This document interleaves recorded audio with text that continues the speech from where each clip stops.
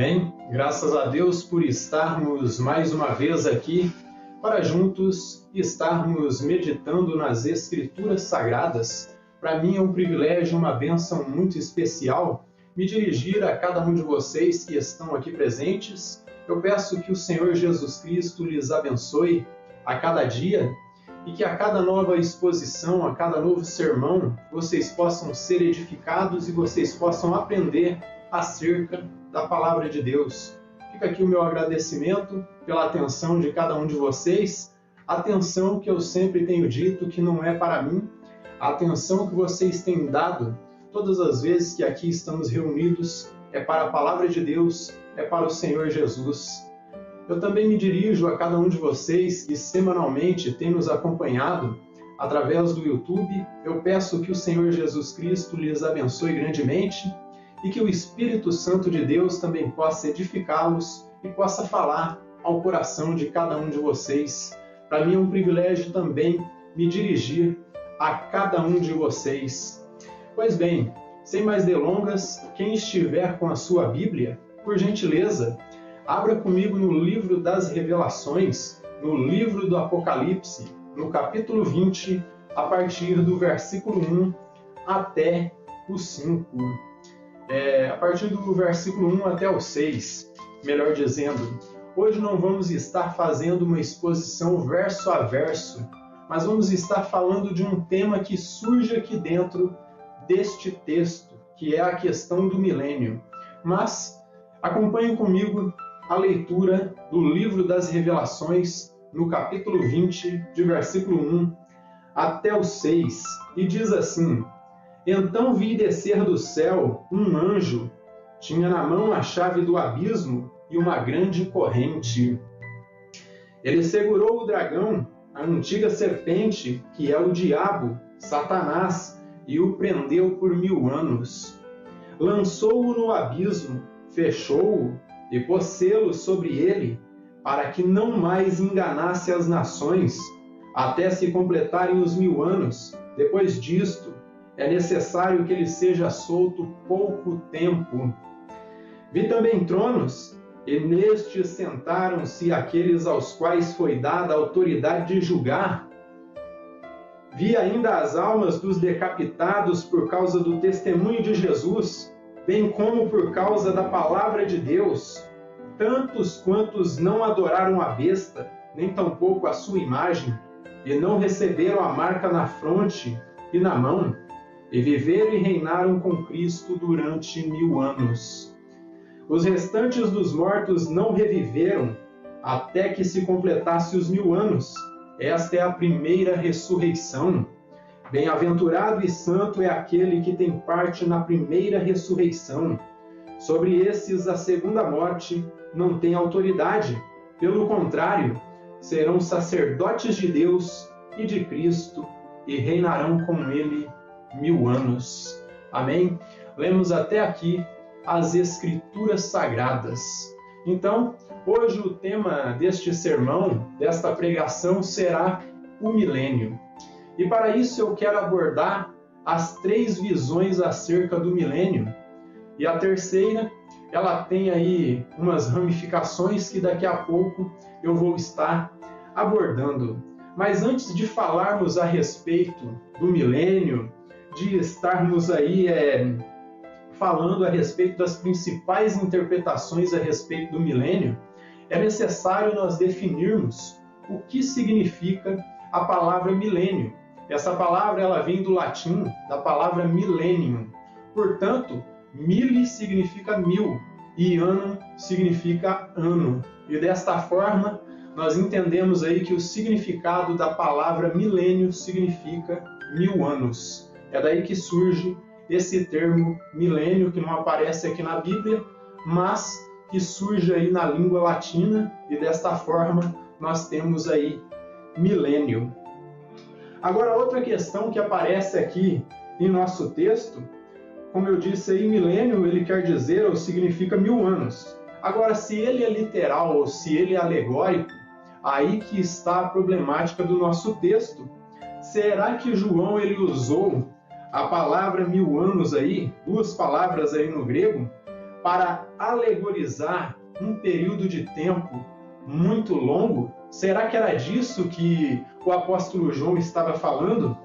Mas antes de abordarmos essas questões aí acerca do que João estava pensando, do que ele estava falando, eu convido a vocês a refletirem só por um minuto, que vocês imaginem um governo perfeito, um governo livre de corrupção, um governo justo, um governo próspero, onde a paz, liberdade, prosperidade, desenvolvimento e longevidade das pessoas, onde a saúde e a longevidade das pessoas aumentaria significativamente. Imagine um tipo de governo onde o seu governante ele é perfeito, ele é justo, ele é bom, ele é reto. Sua administração, como eu disse, aí é uma administração justa, onde não há nenhuma sombra de corrupção.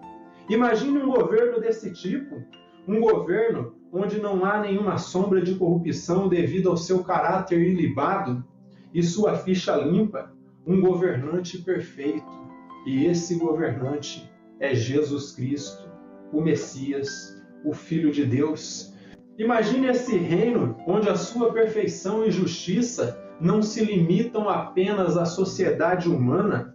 A sua justiça ultrapassa os limites aí da civilização humana e entra também ao reino animal, de modo que uma ovelha e um lobo, eles pastam juntos e um menino pequeno, ele os pastoreia. Um menino pequeno guia um lobo e uma ovelha.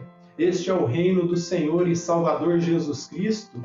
Por isso eu convido a cada um de vocês, antes de analisarmos esta questão, imagine um tipo de governo onde tem todas essas qualidades, um tipo de governo onde tudo é paz, onde tudo é liberdade, onde tudo é justiça, onde não há nenhum tipo de sombra de corrupção. Veja o que diz o profeta Isaías, no capítulo 11, a partir do versículo 1 até o 10. Isaías, capítulo 11, versículo 1 até o 10, nos diz da seguinte maneira. Vejam bem o que diz aqui, ó. Isaías, capítulo 11, de versículo 1 até o 10. E Isaías profetiza como será o reino do Messias. Ó. Ele diz assim, ó: do tronco de Jessé sairá um rebento, e das suas raízes um renovo. Repousará sobre ele o Espírito do Senhor, o Espírito da sabedoria e de entendimento, o Espírito de conselho e de fortaleza, o Espírito de conhecimento e de temor do Senhor. Deleitar-se-á no temor do Senhor, não julgará segundo a vista dos seus olhos, nem repreenderá segundo o ouvir dos seus ouvidos, mas julgará com justiça os pobres e decidirá com equidade a favor dos mansos da terra. Ferirá a terra com a vara de sua boca e com o sopro dos seus lábios matará o perverso. A justiça será o cinto dos seus lombos e a fidelidade o cinto dos seus rins. O lobo habitará com o cordeiro e o leopardo se deitará junto ao cabrito. O bezerro, o leão novo e o animal cevado andarão juntos, e um pequenino os guiará. A vaca e a ursa pastarão juntas, e as suas crias juntas se deleitarão ou se deitarão. O leão comerá palha como boi, a criança de peito brincará à toca da áspide, e o já desmamado meterá a mão na cova do basilisco. Não se fará mal nem dano algum em todo o meu santo monte, porque a terra se encherá do conhecimento do Senhor, como as águas cobrem o mar. Naquele dia recorrerão as nações à raiz de Jessé, que está posta por estandarte dos povos. A glória lhe será a morada. Então, pelo que percebemos aqui, meus irmãos, será um reino pacífico, um reino onde não terá nenhum tipo de corrupção, e ao que parece, o planeta Terra retornará ao que era a princípio no Jardim do Éden. Mas em Isaías 65, Isaías ele dá mais algumas pistas de como será esse reino milenar do Senhor e Salvador Jesus Cristo. Isaías 65, a partir do versículo 20 até o 25. Vejam bem o que diz aqui, ó. Não haverá mais nela criança para viver poucos dias, nem velho que não cumpra os seus, porque morrer aos 100 anos é morrer ainda jovem. E quem pecar, só aos 100 anos será amaldiçoado. Eles edificarão casas, e nelas habitarão, plantarão vinhas, e comerão o seu fruto. Não edificarão para que outros habitem, não plantarão para que outros comam, porque a longevidade do meu povo será como a da árvore, e os meus eleitos desfrutarão de todas as obras de suas próprias mãos. Não trabalharão debalde, ou seja, em vão, nem terão filhos para a calamidade, porque são a posteridade bendita do Senhor, e os seus filhos estarão com eles. E será que antes que clamem, eu responderei? Estando eles ainda falando, eu os ouvirei. O lobo e o cordeiro pastarão juntos, e o leão comerá palha como boi. Qual será a comida da serpente? Não se fará mal nem dano algum em todo o meu santo monte, diz o Senhor. Então continuem, meus irmãos, a sua reflexão em sua mente a respeito de um reino tão perfeito como esse, onde habita a justiça divina, onde o Filho de Deus estará sentado no trono, governando todo o planeta Terra, e como eu disse, um governo de paz, de prosperidade, onde a saúde e a longevidade das pessoas aumentaria, onde a idade mínima será 100 anos. Reflitam sobre um período como esse, para que nós possamos começar a pincelar algo sobre esse assunto. Durante a história da igreja, meus irmãos, houve 3 interpretações que foram dadas acerca do milênio. São elas o amilenismo, o pós-milenismo e o pré-milenismo, que ao meu ver, é a posição mais difícil, porque o pré-milenismo, ali no século XIX, ele se dividiu ali em mais uma ramificação, que foi o pré-tribulacionismo dispensacionalista, onde esses dispensacionalistas acrescentaram mais algumas coisas à interpretação clássica. Mas daqui a pouco nós vamos tocar nessas questões e vamos estar falando. A primeira posição que eu quero abordar, meus irmãos, é a posição da nossa igreja, a Igreja Presbiteriana do Brasil, que é o amilenismo. E o amilenismo, ele diz que o milênio é todo um período, meus irmãos, que começou desde a primeira vinda de Cristo, passa pelos dias atuais, a segunda vinda de Cristo e segue eternidade adentro. Então, passa pelos dias atuais, segunda vinda de Cristo, e entra a eternidade adentro. E, por fim, o estabelecimento do reino de Deus. Então, para quem se identifica como um amilenista, o milênio ele não é um tempo específico literal, não é um governo onde o Senhor Jesus Cristo estará governando aqui fisicamente.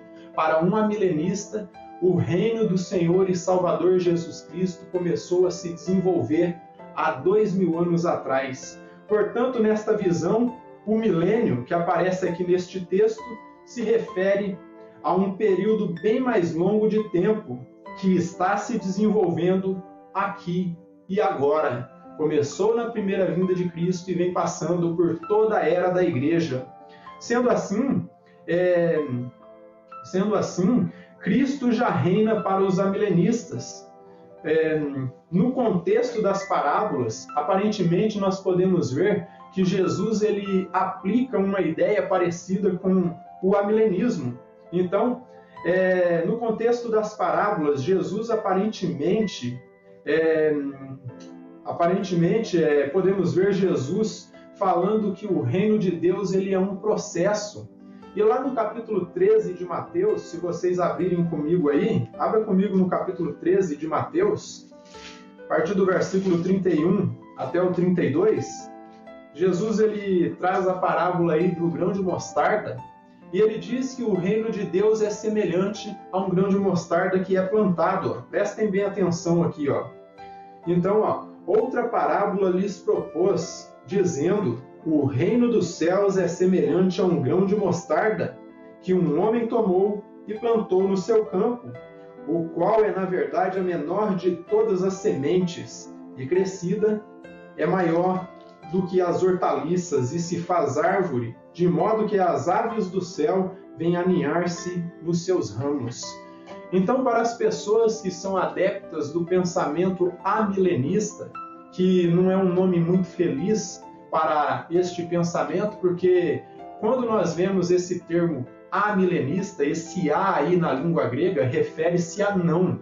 E muitas vezes nós associamos o pensamento amilenista como pessoas que não creem no milênio.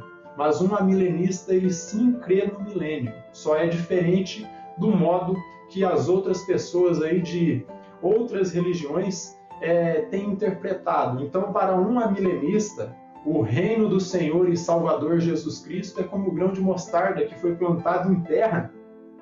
Deste modo, Jesus compara o desenvolvimento do reino de Deus como um grão de mostarda que foi plantado, que quando plantado ele é pequeno, ele passa pela germinação, passa pela etapa do crescimento, ele retira ali os nutrientes do solo, vai recebendo a água, seja da chuva, seja de quem plantou esse grão de mostarda, e vai se desenvolvendo e se torna uma grande árvore frondosa, de modo aí, como nós vimos aí Jesus falar, de modo que as aves fazem ninhos e passam a viver em cima dessa árvore aí de tão grande que ela é.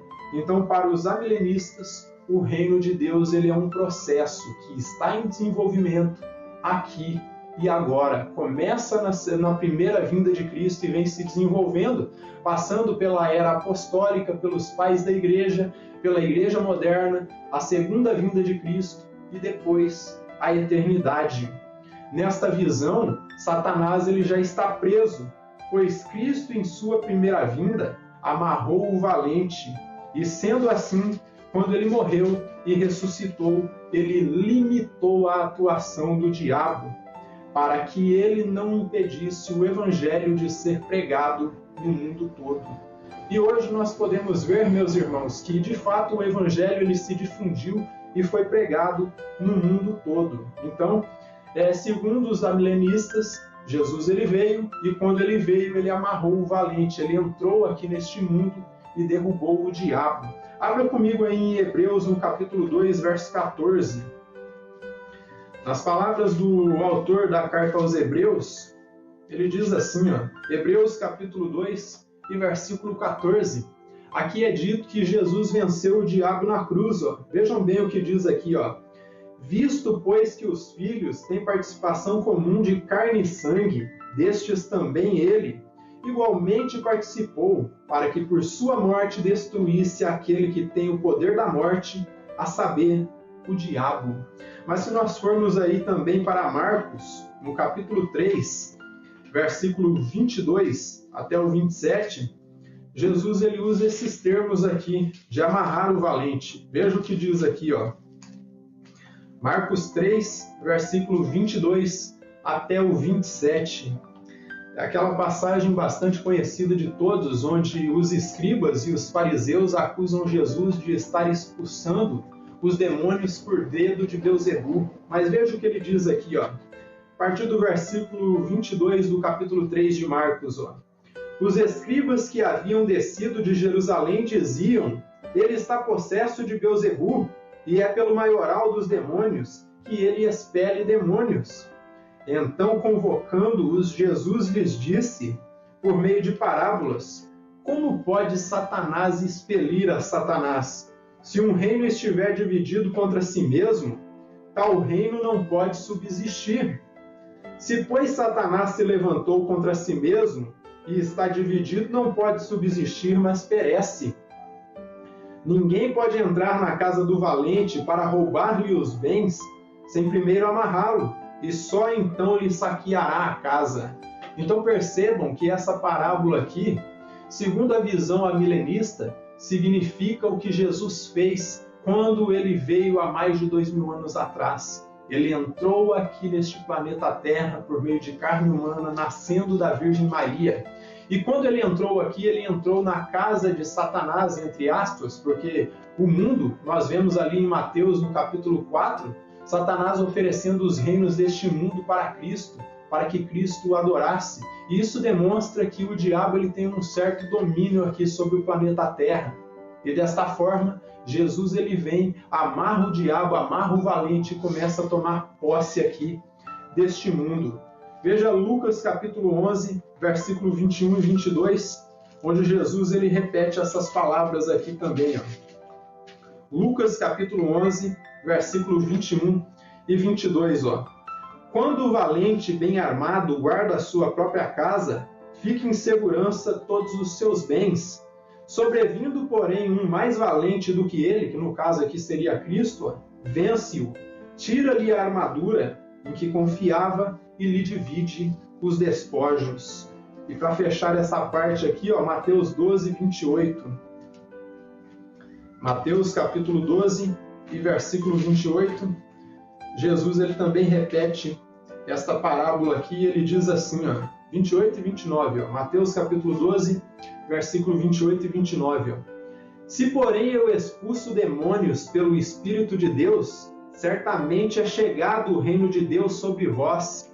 Então eles tomam aqui e interpretam. Jesus está falando que o reino de Deus havia chegado. Ou como pode alguém entrar na casa do valente e roubar-lhe os bens, sem primeiro amarrá-lo e então lhe saqueará a casa? Então, segundo a interpretação amilenista, Jesus ele já reina. Nesta interpretação, não há duas ressurreições, mas uma única ressurreição, onde os crentes ressuscitam para serem glorificados e estarem com o Senhor, e os ímpios para a vergonha eterna. Segundo eles, João ele usa os termos aí, primeira ressurreição e segunda ressurreição, para se referir a dois eventos distintos. Então, sendo assim, a primeira ressurreição para um amilenista é uma ressurreição espiritual, uma ressurreição do pecado. Efésios 2:1, pois nós estávamos mortos em nossos delitos e pecados. E desta forma, uma vez ressuscitados, a segunda morte, que é o lago de fogo, não tem poder sobre nós, pois jamais seremos lançados no lago de fogo. Então, para um amilenista, a primeira ressurreição seria uma ressurreição espiritual. Quando João menciona a outra ressurreição, que seria a segunda, trata-se da ressurreição final, que é um único evento onde justos e ímpios eles se levantam para o juízo final, o que vai de encontro com textos das Sagradas Escrituras. Abra comigo aí em João, no capítulo 5, versículo 28 e 29. Jesus ele fala acerca dessa ressurreição aí como se fosse um único evento. João 5, versículo 28 e 29 diz assim, não vos maravilheis disto, porque vem a hora em que todos os que se acham nos túmulos ouvirão a sua voz e sairão. Os que tiverem feito o bem para a ressurreição da vida, e os que tiverem praticado o mal para a ressurreição do juízo. Então, aparentemente aqui, nas palavras do Senhor Jesus, parece que a ressurreição final é um único evento, onde os justos e os ímpios, eles retornam à vida ao mesmo tempo. E desta forma, uns para a vida e outros para a vergonha eterna. Se nós formos no Antigo Testamento, era uma ideia que parte aqui de Daniel, no capítulo 12, e versículo 2. Aqui é falado também, muitos dos que dormem no pó da terra ressuscitarão, uns para a vida eterna e outros para a vergonha e horror eterno. Então, olhando para esses textos, meus irmãos, percebemos que a posição amilenista ela é uma posição bíblica. Tem os textos que comprovam essa visão, onde ela se baseia, só que em Atos 24:15 também é repetido a respeito da ressurreição aqui, como um único evento também. Atos capítulo 24 e versículo 15. Vejam bem o que está dito aqui, ó. Atos 24 e versículo 15. Diz assim, ó: tendo esperança em Deus, como também estes a têm, de que haverá ressurreição, tanto de justos como de injustos. Então vocês perceberam por meio desse texto aqui, que mais uma vez é repetido a respeito da ressurreição no singular, como se fosse um único evento. Essa visão é simples, porém ela é bem estruturada, meus irmãos. Pais da igreja, como Agostinho de Hipona e Jerônimo, que foi o responsável por traduzir a Bíblia Sagrada para o latim, resultando assim na Vulgata Latina, eram amilenistas. E devido a esse detalhe, meus irmãos, a maioria dos reformadores, eles eram amilenistas. João Calvino, que eu tanto cito, ele é um dos amilenistas mais conhecidos aí no campo acadêmico da teologia. Então, como eu disse aí, Agostinho de Hipona e Jerônimo, que foi o responsável aí por traduzir a Bíblia para o latim, que resultou aí na Vulgata Latina, são pais da igreja que eram aí amilenistas. E como eu disse, devido a isso, a maioria dos reformadores, eles eram adeptos do pensamento amilenista. Uma visão simples, como eu disse aí, porém bem estruturada biblicamente, colocando todos os acontecimentos do fim dos tempos de uma só vez e imediatamente após a segunda vinda de Cristo. Uma leitura e interpretação bem consistente com o texto sagrado. E sendo assim, nesta visão, não há um milênio, como eu disse aí, físico, um milênio literal, mas um milênio espiritual em progresso e em processo. O irmão Wayne Grudem, ao comentar a respeito do amilenismo em sua Teologia Sistemática ao Alcance de Todos, ele diz o seguinte, prestem bem atenção, falando a respeito dos amilenistas. O Wayne Grudem, ele é pré-milenista clássico, e ele diz assim, eles afirmam que o milênio descrito nessa passagem já está acontecendo. A duração exata da era da igreja é desconhecida e a expressão 1000 anos se trata simplesmente de figura de linguagem para um longo período de tempo, quando os planos perfeitos de Deus serão alcançados. Então percebam que, de acordo com o que o Wayne Grudem ele define aqui, para quem pensa com a visão aí amilenista, o termo 1000 anos aí é apenas figura de linguagem e não 1000 anos literais e cronológicos. Pois bem, chegamos aqui à segunda posição, segunda interpretação, melhor dizendo, a respeito do milênio. E trata-se do pós-milenismo. E eu já vou alertando vocês aqui, já falando a respeito disso, fazendo já uma introdução. Ao meu ver, essa é a posição menos consistente aí com as escrituras sagradas. E já já vocês vão entender o porquê que eu penso desta forma. Então, a primeira visão que eu abordei aí foi o amilenismo. Agora eu vou abordar o pós-milenismo.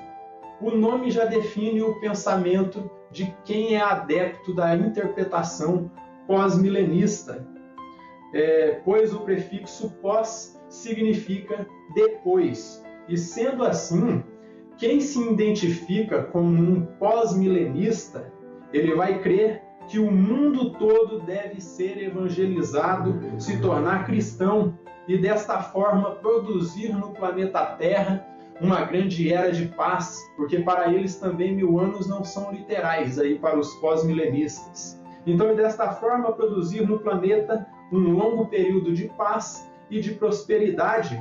Depois disto é que Cristo volta. Portanto, quem se entende como um pós-milenista crê que Cristo volta depois do milênio. Essa posição se tornou bastante popular, meus irmãos, no início do século XX, onde os seres humanos eles estavam muito positivistas, influenciados aí pelo iluminismo do século XVIII, pelo avanço aí da ciência e também pela chegada da modernidade. o que levou muitos teólogos daquele período a achar que o milênio estava se aproximando e que esse período de longa paz e de prosperidade aqui no planeta Terra, onde o evangelho seria pregado e o diabo estaria preso ali e não poderia mais impedir que o ser humano cresce na palavra, porque ele não enganaria mais ninguém, levaram eles a pensar que o milênio estava chegando. E eles começaram a pensar que viria um período de grande paz e de prosperidade. Então eles estavam aí muito positivistas, achando que o milênio já estava chegando por conta do avanço aí da ciência, inspirados ali pelo iluminismo do século XVIII, e também eles estavam aí inflamados aí por conta da modernidade e o avanço da ciência. E muitos teólogos daquele período começaram a pensar que viria um período de grande paz e prosperidade. Só que, mais uma vez, eu repito, o oposto ocorreu. O ser humano chegou ao ápice de sua depravação moral, 2 grandes guerras, Holocausto judeu, e depois nós tivemos o movimento hippie aí nos anos 60, onde começou a ser pregado dessa liberdade sexual aí, onde muitas pessoas aí entendiam que podiam se relacionar, homens podiam se relacionar com várias mulheres, uma mulher poderia se relacionar com vários homens, e desta forma um balde de água fria foi jogado na cabeça dos pós-milenistas, acabando com seu positivismo. Desde então, essa posição, desde então, esse modelo de pós-milenismo já não é tão popular, porque eles começaram a ver dentro das Escrituras que Jesus ele disse que as coisas iriam piorar a cada dia para então ele retornar. Então, esse modelo de pensamento aí pós-milenista já não é tão popular. O que podemos ver dentro do contexto bíblico que uma visão tão positivista quanto essa não faz muito sentido, visto que Jesus nos ensinou em Mateus 24, no Sermão do Monte, como eu acabei de falar, que as coisas só iriam piorar e só então ele iria retornar. Essa interpretação aí pós-milenista, ela também se torna supérflua diante de uma sociedade tão apóstata quanto a nossa. Geração essa que tem lutado para que o cristianismo seja esquecido. Então o pós-milenismo, ao meu ver, é o menos consistente com as Sagradas Escrituras e não faz muito sentido por conta disso, por conta do seu positivismo. Então, desta forma, eu não vou me aprofundar muito nessa posição pós-milenista, pois de todas as posições, como eu disse aí, ela é a mais fraca e a menos consistente com as Sagradas Escrituras. Em suma, o milênio, para os pós-milenistas, ou o milênio defendido por eles, não é um reino físico com Cristo reinando aqui na Terra, mas um milênio que se limita ao avanço do Evangelho, influenciando a sociedade. Milênio para eles, como dito, é um milênio universalista, onde todo mundo se torna cristão e crente no Evangelho, para só depois dessa conversão em massa aí, Jesus Cristo retornar. Resumindo, meus irmãos, um reino sem rei, o que eu penso que é ridículo, tudo isso aí, pois não faz nenhum sentido dentro do contexto bíblico, pois dentro das Escrituras não aparece uma conversão em massa, mas apenas uma conversão dos eleitos de Deus. A Bíblia não diz que toda a humanidade vai crer na palavra de Deus. A Bíblia não diz também que Jesus morreu por toda a humanidade. A Bíblia diz que Jesus ele morreu apenas pelos seus eleitos. Em terceiro lugar, eu vou abordar agora o pré-milenismo, como eu disse aí, que se divide em pré-milenismo clássico ou histórico e pré-milenismo dispensacionalista ou pré-tribulacional. O prefixo pré define que o pré-milenismo entende que Jesus Cristo ele retorna antes do milênio, para que ele possa reinar, né? É óbvio. Para que exista um milênio, é necessário que exista o rei. Para que exista um milênio, de fato, é necessário que o rei esteja aqui. Então, para os pré-milenistas, Jesus Cristo ele retorna antes do milênio. E, portanto, 1000 anos aqui em nosso texto são 1000 anos literais e 1000 anos cronológicos. O pré-milenismo, que é dividido em pré-milenismo clássico ou histórico, e pré-milenismo dispensacionalista ou pré-tribulacional. Então, como dito aí, o prefixo pré significa antes. Então, para o pré-milenismo, ele entende que Jesus Cristo ele retorna antes do milênio. E, portanto, 1000 anos aqui em nosso texto são 1000 anos literais, 1000 anos cronológicos. Devido ao fato, meus irmãos, que João ele usa aqui palavras específicas e por 5 vezes ele repete o termo 1000 anos aí. 1000 é um número definido e ano é uma data definida. E, portanto, os termos usados pelo apóstolo João aqui definem que o milênio tem de ser literal. O pensamento pré-milenista tem uma longa história. Desde os primeiros séculos da Igreja, esta posição aí pré-milenista foi defendida por pais da Igreja, como Papias, que foi discípulo do apóstolo João, que escreveu aqui o livro das Revelações. E também outros, como Irineu de Lyon, que também é ligado ao apóstolo João por meio de Policarpo, que foi bispo da igreja de Éfeso, que por sua vez foi fundada pelo apóstolo Paulo. Justino Mártir e Tertuliano também eram pré-milenistas. Então, se vocês observarem dentro da patrística aí, eu elenquei um número muito maior de pais da igreja que defendem aí o pré-milenismo em relação aos pais da igreja que defendem o amilenismo. Eu citei 2 ali, Agostinho de Hipona, que era milenista no 4º século, e também Jerônimo, que foi quem traduziu a Bíblia para o latim e desta forma era defensor do amilenismo, que é a primeira visão que nós abordamos aí. Só que aqui nós encontramos aí, o Papias, que era discípulo do apóstolo João, Irineu de Lyon, e também aí nós encontramos Justino Mártir e Tertuliano. E se eu fosse procurar na história da igreja, na patrística, eu ia encontrar muitos outros.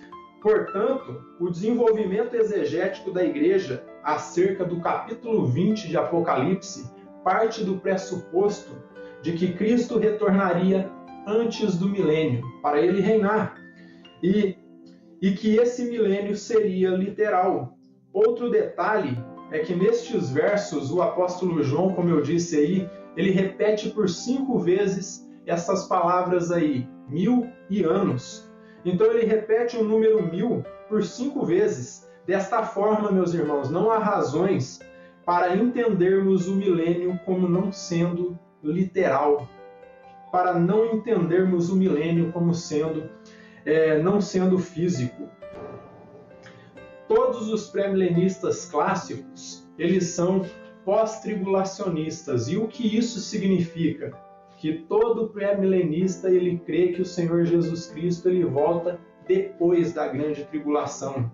Então, dentro desta visão, existem outros intérpretes aí que entendem que o milênio ele representa um longo período de tempo, e outros, como os já citados aí, veem como literais 1000 anos reais, 1000 anos cronológicos, 1000 anos aqui do nosso tempo cronos, não o kairós divino.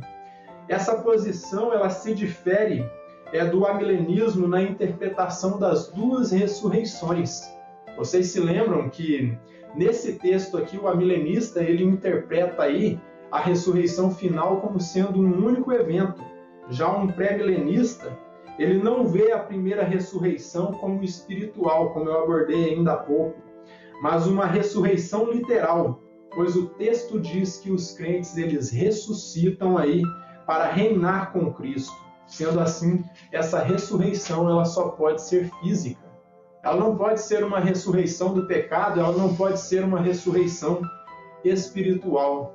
Então, como eu disse, essa ressurreição aí ela acontece no retorno de Cristo, em sua segunda vinda, no seu segundo advento.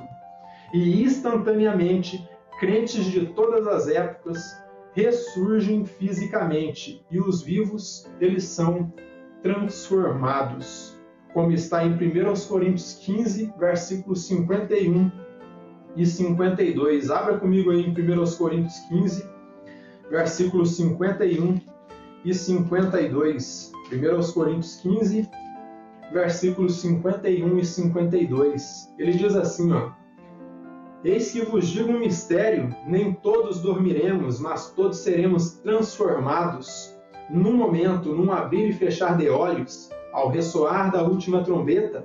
A trombeta soará, e os mortos ressuscitarão incorruptíveis, e nós seremos transformados. Essa interpretação pré-milenista clássica, não dispensacionalista, mas pré-milenista clássica, essa interpretação, ao meu ver, ela é a que mais se encaixa na Bíblia do que o amilenismo, pois o amilenismo situa a ressurreição dos santos exatamente na volta de Cristo. Deixa eu repetir isso aqui, ó. Essa interpretação, ao meu ver, é a que mais se encaixa na Bíblia em relação ao amilenismo, pois situa a ressurreição dos santos exatamente na volta de Cristo. Então, para um pré-milenista clássico, a ressurreição dos santos ocorre exatamente na segunda vinda de Cristo, diferente do amilenismo, que determina uma única ressurreição, só que depois do milênio. Só que chegamos a uma dificuldade na posição amilenista, ainda que é uma posição bíblica. Se eles determinam que essa ressurreição ocorre depois do milênio, quando é que os crentes reinam? Por isso que eu entendo que a posição pré-milenista clássica é a visão que mais se encaixa nas Escrituras Sagradas, porque determina a ressurreição dos santos exatamente na segunda vinda de Cristo. Portanto, para um pré-milenista, a primeira ressurreição ela ocorre quando Jesus Cristo ele retorna para a sua igreja. Essa é a ressurreição para a vida eterna. Portanto, essa ressurreição é para os eleitos de Deus de todas as eras. E quanto à segunda ressurreição mencionada aqui, é para os ímpios, depois do milênio, para a condenação eterna, o que também vai de encontro com textos que nós já citamos aqui. Daniel capítulo 12, versículo 2, João capítulo 5, versículos 28 e 29, e também Atos 24, 15, que são os mesmos textos que são usados aí pelos amilenistas também. E ainda que pareçam um único evento, essas duas ressurreições aí nos textos que nós lemos, vemos que são dois, à medida que a revelação ela vai se desenvolvendo de forma progressiva e sistemática. Então, deste modo, de fato, são duas ressurreições, uma para crentes e outra para os ímpios. E entre esses dois eventos, um hiato aí de 1000 anos literais, onde nós vemos Satanás preso pela palavra do Criador, não com uma corrente literal. Muitos tendem a enxergar aí como vamos prender um espírito com uma corrente. Essa corrente representa a autoridade que é dada a este anjo que tem a chave aí, que tem a autoridade do abismo. É uma autoridade que é dada para este anjo para prender Satanás e limitá-lo totalmente. E desta forma é colocado um selo sobre Satanás durante esse período de 1000 anos, a fim de que ele não engane mais as nações. E por isso que será um período de paz, de prosperidade, onde nós veremos aí que dentro do contexto desse milênio será como se o diabo não existisse, porque ele estará totalmente encarcerado e limitado e impedido de enganar as nações. Então, ainda que hoje ele tenha a sua atuação limitada, meus irmãos, eu quero esclarecer, como Lutero dizia, que o diabo é o diabo de Deus, preso em uma coleira, que ele só vai até onde Deus permite. Podemos perceber que a presença do diabo neste mundo aqui ela é real, devido à sujeira e à maldade que nós encontramos neste mundo. E eu posso dizer para vocês que o diabo ele não está preso agora, mas um dia ele vai ser preso. Deste modo, eu não encontro argumentos bíblicos para espiritualizar o milênio. Um texto que deixa claro que o milênio ele é real, ele é literal, em um tempo cronológico, no nosso tempo, e que de fato Cristo estará reinando visível e corporalmente em seu corpo ressurreto aqui neste mundo, é o Isaías capítulo 11, que nós acabamos de ler ali. E devido aos elementos que nós encontramos ali, fica muito difícil nós alegorizarmos o milênio como um período tão longo de tempo. Esse será um período muito melhor do que a era atual, só que muito aquém da perfeição que será a eternidade. Vocês podem pensar, mas o milênio será um reino de paz, de prosperidade, onde Cristo estará reinando e ainda não será a perfeição total? Não será a perfeição total, porque ainda haverá pessoas que depois do milênio vão se unir ao diabo para a última rebelião contra o Senhor e Salvador Jesus Cristo.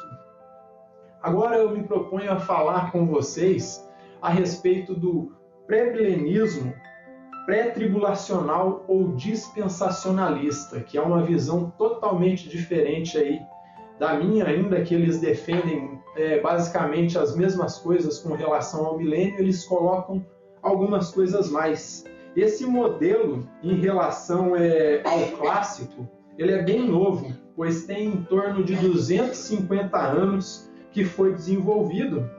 Esse sistema dispensacionalista foi desenvolvido por um irlandês que era ministro da Igreja Anglicana, ali da Inglaterra, chamado John Nelson Darby, por volta dos anos ali de 1830.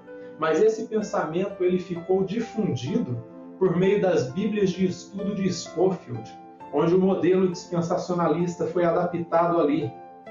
Então, um dispensacionalista, meus irmãos, eles creem basicamente em tudo isso que eu falei acima, com alguns acréscimos.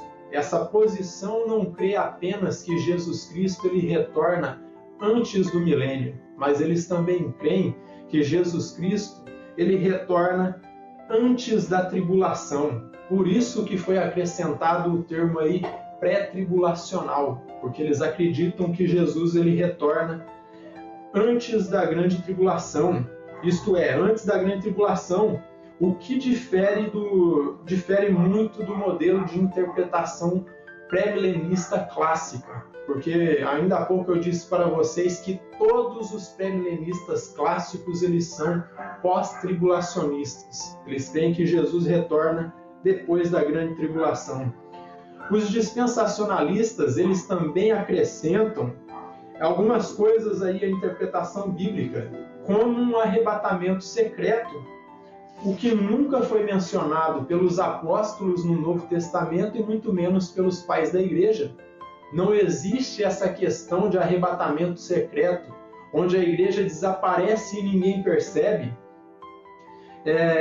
Essa visão também divide a segunda vinda de Cristo em duas fases, o que também não é bíblico. Eles colocam a segunda vinda de Cristo ali para buscar a sua igreja, que é o que eles chamam de arrebatamento, e uma outra fase aí em que ele vem para o mundo, para julgar, que seria aquela parte de Apocalipse 19 que nós já estudamos ali, onde ele vem como o grande rei guerreiro. Eu posso dizer para vocês, ele vem como o grande rei guerreiro para buscar a sua igreja e no mesmo momento ele vem para subjugar os ímpios. Então, isso aí de um arrebatamento secreto e dividir a segunda vinda de Cristo em duas fases, isso também não é bíblico, pois todos os textos que se referem à segunda vinda de Cristo descrevem como um único evento e não dois, e que todo olho verá. Vocês querem alguns exemplos? Abra comigo em Apocalipse, no capítulo 1, versículo 7. E nós vamos encontrar aqui a imagem da segunda vinda de Cristo. Vejam bem o que diz aqui, Apocalipse, capítulo 1 e versículo 7. Prestem bem atenção. Eis que vem com as nuvens, e todo olho verá, até quantos o traspassaram, e todas as tribos da terra se lamentarão sobre ele, certamente. Amém. E aqui ele cita Zacarias 12:10, e em Mateus 24 e versículo 13, nós também encontramos lá Jesus ele falando que depois da tribulação daqueles dias é que ele viria, Mas abra comigo aí em Marcos, no capítulo 13, e versículo 26. Marcos 13 e versículo 26 diz assim, prestem bem atenção, Então verão o Filho do Homem vir nas nuvens com grande poder e glória. E também aqui em Marcos, no capítulo 13 e versículo 26, também é dito o seguinte, prestem bem atenção no que diz aqui, Marcos 13, 26. Então verão o Filho do Homem vir nas nuvens com grande poder e glória. E do modo como nós vemos aqui, é dito que depois da aflição daqueles dias é que ele vem. Então, percebam que foi o próprio Jesus quem disse que retornaria depois da grande tribulação. Em Lucas 21, 27, tem mais um texto aqui que comprova isso. Vejam bem aqui, Lucas 21 e versículo 27, que diz assim, prestem bem atenção, Então se verá o Filho do Homem vindo numa nuvem, com poder e grande glória. Então, vocês percebam que quem definiu que Jesus ele volta depois da grande tribulação foi ele mesmo. Então, dentro da Escritura não há espaço para um pensamento pré-tribulacionista. Outro detalhe sobre a visão dispensacionalista e pré-tribulacional é que eles fazem uma separação entre o povo judeu e a igreja gentia, o que dentro do contexto bíblico também não faz sentido algum, pois a Bíblia diz que Cristo ele quebrou a parede que separava judeus e gentios e fez deles um só povo. Veja aí Efésios 2, de 11 até o 16. Então, Efésios 2, de 11 até o 16 diz assim, Portanto, lembrai-vos de que outrora, vós, gentios na carne, chamados incircuncisos, por aqueles que se intitulam circuncisos na carne por mãos humanas, naquele tempo estáveis sem Cristo e separados da comunidade de Israel e estranhos às alianças da promessa, não tendo esperança e sem Deus no mundo. Mas agora em Cristo Jesus, vós que antes estáveis longe, fostes aproximados pelo sangue de Cristo, porque Ele é a nossa paz, o qual de ambos Ele fez um. E tendo derribado a parede de separação que estava no meio, a inimizade, aboliu na sua carne a lei dos mandamentos, na forma de ordenanças, para que dos dois criasse em si mesmo um novo homem, fazendo a paz, e reconciliasse ambos em um só corpo com Deus por intermédio da cruz, destruindo por ela a inimizade. Então, de acordo com esse texto aqui, com a abordagem do apóstolo Paulo, fica claro nós entendermos que não há separação entre judeus e igreja. Quando Jesus Cristo ele olha para a terra, ele vê um único povo que é a humanidade. Mas veja que em Gálatas 3:28 também, tem algo mais aqui, Gálatas 3 e versículo 28, que diz assim, prestem bem atenção no que está dito aqui, Gálatas 3, 28, Dessarte não pode haver judeu nem grego, nem escravo nem liberto, nem homem nem mulher, porque todos vós sois um em Cristo Jesus. E em Romanos 10 e versículo 12, o apóstolo Paulo ele continua com essa abordagem aqui, Romanos 10 e versículo 12, diz assim, Pois não há distinção entre judeu e grego, uma vez que o mesmo é o Senhor de todos, rico para com todos os que o invocam. Perceberam que não há distinção entre judeu e grego, judeu e gentil? E tem mais um texto aqui, 1 aos Coríntios, no capítulo 12 e versículo 13, para ficar mais claro que não tem separação entre Israel e igreja. Vejam bem o que diz aqui, Romanos 12, 1 aos Coríntios 12 e versículo 13, Pois em um só Espírito todos nós fomos batizados em um corpo, quer judeus, quer gregos, quer escravos, quer livres, e a todos nós foi dado beber de um só Espírito. E para fechar, Colossenses 3:11. Vejam bem aqui em Colossenses 3:11 também, ó. Colossenses capítulo 3 e versículo 11, que diz assim, ó: no qual não pode haver grego nem judeu, circuncisão nem incircuncisão, bárbaro, cita, escravo, livre, porém Cristo é tudo em todos. Devido a essas razões, meus irmãos, eu entendo que o pré-milenismo, pré-tribulacional ou dispensacionalista, ele não é coerente com o texto bíblico, pois o próprio Jesus é quem definiu que sua vinda é um único evento que não se divide em duas fases, mas de uma vez só, um único evento, e depois da grande tribulação e antes do milênio. Por isso eu entendo que o pré-milenismo clássico é a posição mais consistente com as Escrituras, por conta de tudo isso, que vê a vinda do Senhor e Salvador Jesus Cristo em seu segundo advento como pós-tribulacional, vê o milênio como um milênio físico, um milênio literal, e que a volta de Cristo é antes do milênio. Alguns podem argumentar, mas Álvaro, só tem esse texto aqui do Apocalipse 20 que menciona um milênio futuro e um milênio literal.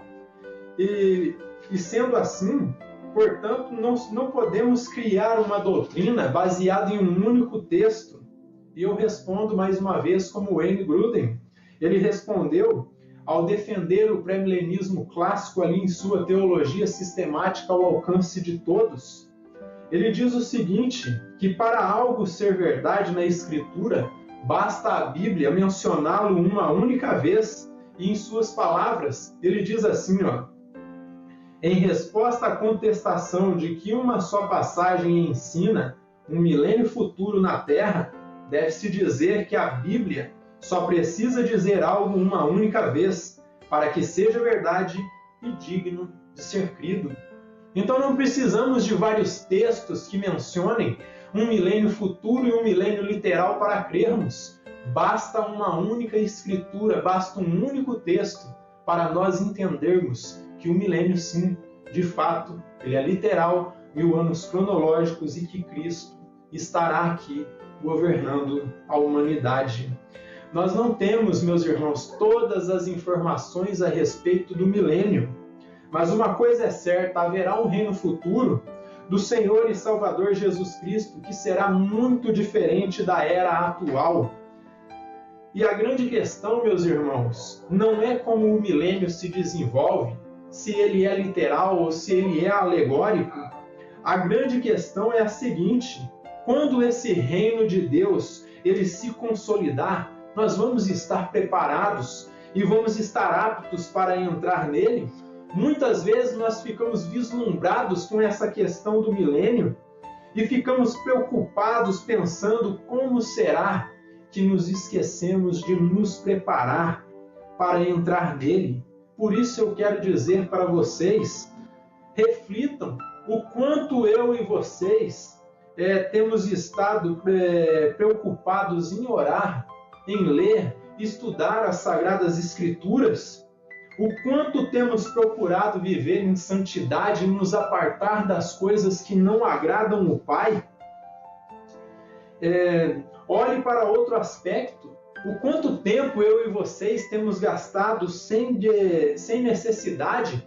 Muitas vezes nós gastamos tempo com coisas desnecessárias. Muitas vezes entramos aí nas redes sociais e ficamos ali zapeando dentro do feed, seja do Facebook ou do Instagram, ou ficamos ali passando vídeos ali no Netflix ou no YouTube, gastando tempo sem necessidade, tempo que nós poderíamos gastar com Deus em preparação. O quanto temos de fato proclamado esse reino? Então reflitam sobre tudo isso, reflitam sobre o quanto você tem se preparado para entrar nesse reino. Sendo assim, antes de pensarmos sobre o milênio, devemos pensar se estamos vivendo como pessoas, se estamos vivendo e agindo como pessoas que vão estar nesse reino. Pense sobre isso, reflita sobre isso, faça uma reflexão, pense, Desta forma, o modo como eu vivo está refletindo o caráter de pessoas que serão cidadãs do reino milenial do Senhor e Salvador Jesus Cristo? O modo como eu vivo me faz preparado para o milênio? Eu quero dizer para vocês que fornicários, feiticeiros, idólatras, adúlteros, efeminados, ladrões, bêbados, falsos profetas, falsos irmãos, mascates da fé, todos eles ficarão de fora. Nenhum deles vai entrar no reino milenar do Senhor Jesus Cristo. Todos ficarão de fora. Apenas a noiva santa, separada do Cordeiro, é que entrará no reino de Deus. Veja o que ele disse aqui em Marcos 13, 32 até o 37. Quem disse essas palavras foi o Senhor Jesus.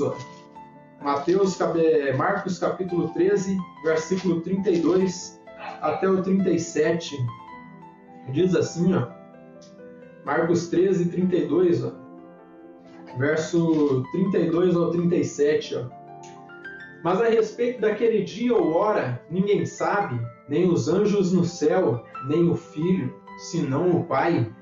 Estai de sobreaviso, vigiai e orai, porque não sabeis quando será o tempo.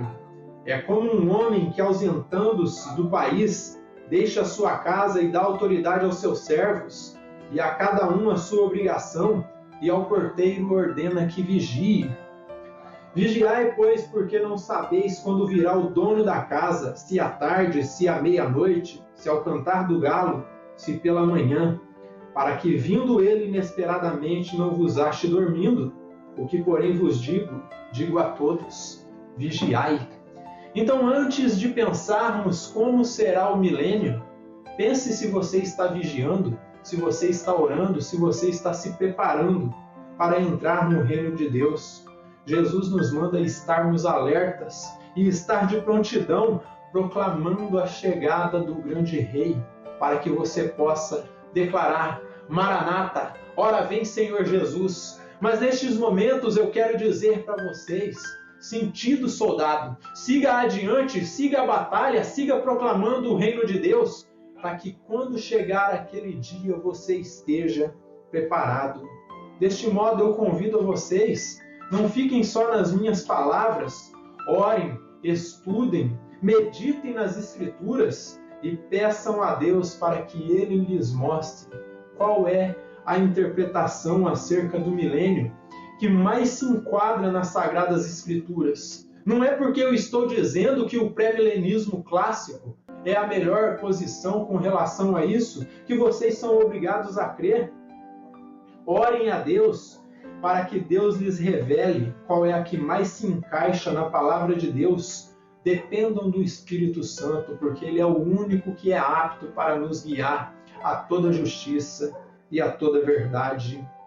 Desta forma, independente de qual visão escolhermos, o que jamais poderemos negar, meus irmãos, é que haverá um reino futuro e que a Bíblia toda, desde o Gênesis ao Apocalipse, aponta para um reino do Senhor e Salvador Jesus Cristo, um reino de prosperidade, um reino perfeito. Nunca poderemos negar que os profetas do Antigo Testamento, os apóstolos do nosso Senhor no Novo, eles profetizaram sobre o reino, ou sobre esse reino. E ainda que suas nuances e seus pormenores dentro das Sagradas Escrituras não são claros, Cristo reina hoje, Ele reinará no futuro e reinará por toda a eternidade. Independente se você escolher a posição amilenista, ou a pós-milenista, ou a pré-milenista clássica, ou a pré-milenista dispensacionalista, não importa qual visão você escolher, o que você jamais poderá negar é que as Escrituras Sagradas profetizam a respeito do reino de Deus e que ele chegará em breve. Amém? Que o Deus Todo-Poderoso nos abençoe grandemente.